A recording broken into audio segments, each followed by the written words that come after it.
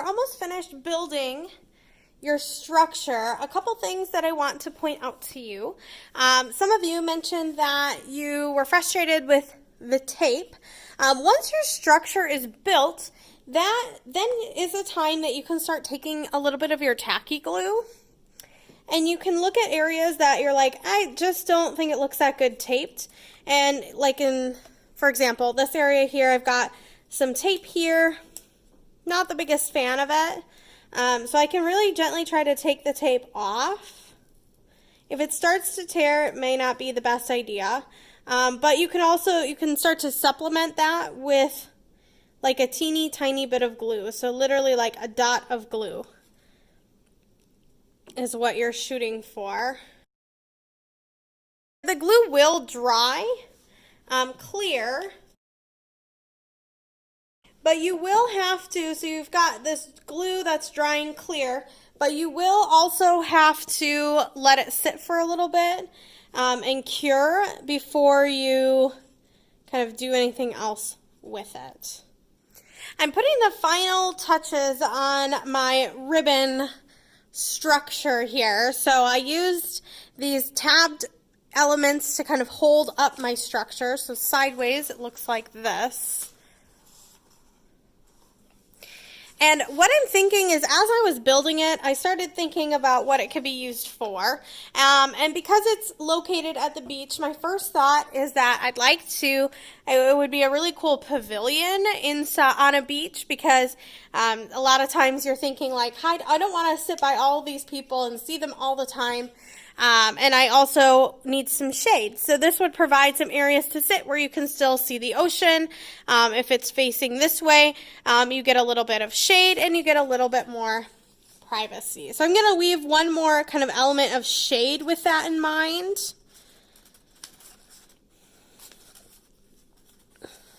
And then I also this can kind of count as my weaving element, and I think that would look really cool. And I might kind of bring it up and attach it here. As I'm thinking about the use of my structure and what it would be used for and where it's going to go, I'm going to start actually putting in some found objects to kind of give it a scale. So we don't have those cute little people, right, with us, but if you did, you could incorporate them into the scale. What I do have is in the classroom, we have these little trees. So I have to look at it and think, does this kind of go along with the scale of my structure here? And I think it actually does go pretty well with the scale. But what you could do, because we're not at school, you can start looking at greenery, or like if you're in the mountains, we're getting closer and closer to the holiday season. So you could go out and look for evergreen trees and just cut kind of small snippets out of them. Here I've got some fake flowers. So I'm just going to cut a piece off of here. And because it's at the beach, I think these kind of look a little bit more beachy than an evergreen would. So I can actually start gluing them here. So I think I've decided this is my entrance right here. And I'm going to put some plants to kind of mark that entrance. Now remember, your glue will dry clear. So I'm sort of marking this entrance here. If, like mine are, your stuff is kind of falling over before it can even dry, you can use your tape to sort of attach it and tape it down. So I think that will actually do it if I tape it on both sides. And then as it's drying, I'm going to let it kind of dry all the way here. And then I'll release the tape once it's all dry. You could also use hot glue. If you have hot glue for this model, you could use that. I'm also not the biggest fan of these tabs here, but there's not really a good way for me to get rid of them. So I'm actually going to incorporate them into the design.